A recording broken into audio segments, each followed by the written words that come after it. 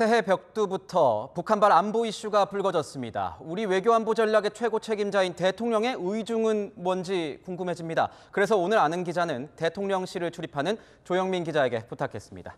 조영민 기자, 네. 김정은이 핵탄두를 기하급수적으로 늘리겠다고 예고를 했잖아요. 네. 그런데 지금 보면 윤석열 대통령이 오늘 내놓은 메시지도 결코 호락호락하지만은 않을 것 같아요. 네, 윤석열 대통령 오늘 신년사 직후 용산 대통령실 지하 벙커인 국가위기관리센터를 방문했습니다.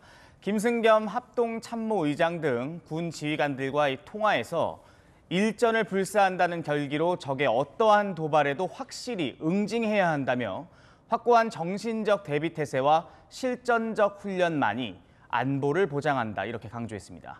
국방부 역시 북한을 향해 핵 사용을 기도한다면 김정은 정권은 종말이라고 경고하기도 했습니다. 저 표현, 김정은 정권의 종말이다. 네. 굉장히 강력한 표현으로 읽히는데 네. 윤석열 대통령의 이 대북 강경 메시지가요. 이번이 처음은 아니지 않습니까? 맞습니다. 윤 대통령은 최근 북한의 무인기 도발 직후 전쟁이라는 말까지 꺼냈었는데 한번 들어보시죠. 전쟁을 대비하지 않는 군이라고 하는 것은 있을 수 없습니다. 우리가 평화를 얻기 위해서는 압도적으로 우월한 전쟁 준비를 해야 됩니다. 비핵화를 전제로 북한이 대화에 나선다면 경제적 지원이 가능하다는 이 담대한 구상은 유효하지만 도발에 대해서만큼은 타협이 없다는 게 윤 대통령의 생각입니다. 그렇군요. 그런데 정작 이 윤 대통령 신년사를 좀 보니까요. 대북 메시지가 전혀 안 보여요. 뭐 여기에 특별한 이유가 있습니까? 말씀하신 것처럼 이 전임 대통령들의 신년사를 보면 이런 대북 메시지가 있기 마련이었는데 이번에 그 부분이 없다는 점은 분명히 이례적입니다. 네.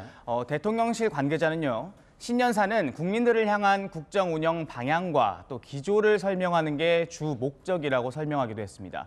대통령실 내부에서는요. 이 김정은 혹은 김여정 등 북한 수뇌부가 내놓는 메시지에 우리 대통령이 일일이 응수하는 것 자체가 맞지 않다 이런 인식들이 있습니다. 소위 이 급의 문제라는 건데 정부 부처가 대응해도 충분한 일이라는 겁니다. 오늘 국방부가 전면에 나서 북핵은 종말이라는 메시지를 내놓은 것도 이런 의중이 좀 반영된 것으로 보입니다. 네, 그러니까 이게 우리의 대북 정책 기조대로 밀고 나갈 일이지 뭐 이걸 일희일비하지 않겠다 이런 의지로도 읽히는데 네. 그런데 북한은 우리를 굉장히 신경 쓰는 것처럼 보입니다. 지금 보면 우리를 향한 선제 타격 가능성까지 언급하지 않았습니까? 네, 그렇습니다. 이 과거 육성 신년사를 내기도 했던 김정은 북한 국무위원장이 오늘은 의정보고라는 형식으로 이 새 구상을 밝혔습니다.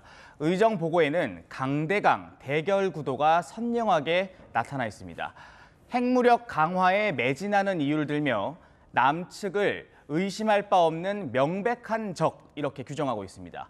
핵무력 강화의 중요성을 강조하면서 전쟁 억제와 평화 수호에 실패할 경우 방어에만 그치지 않을 것이라고도 했습니다. 전술핵 무기를 선제 공격 수단으로 사용하겠다는 의미로 해석될 수 있는 대목입니다. 직접 들어보시죠.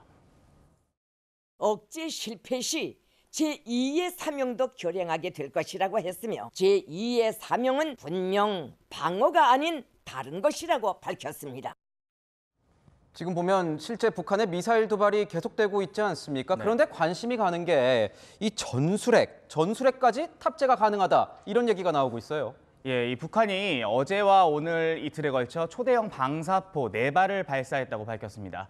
어제 아침에 발사한 3발은 황해북도 중화군 일대에서 동해상 알섬으로 향했고 오늘 새벽에는 평양 용성에서 쏘아 올려 동해상에 떨어졌습니다.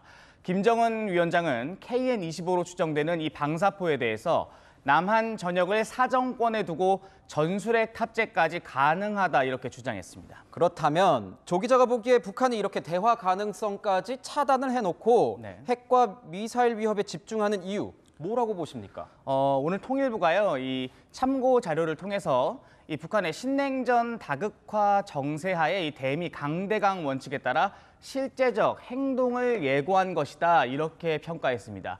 일각에서는 미국을 대화 테이블로 끌어들이기 위한 북한의 벼랑 끝 전술이라는 분석도 나옵니다. 국제사회의 제재 속에서도 북한은 지난 한 해 38차례 탄도미사일을 쏘아 올렸죠. 최근 무인기 침투가 있었고 또 7차 핵실험 가능성도 거론되고 있는 만큼 올 한 해도 남북 간의 강대강 대결 구도는 계속될 것으로 보입니다. 네, 그렇군요. 잘 들었습니다. 지금까지 아는 기자였습니다.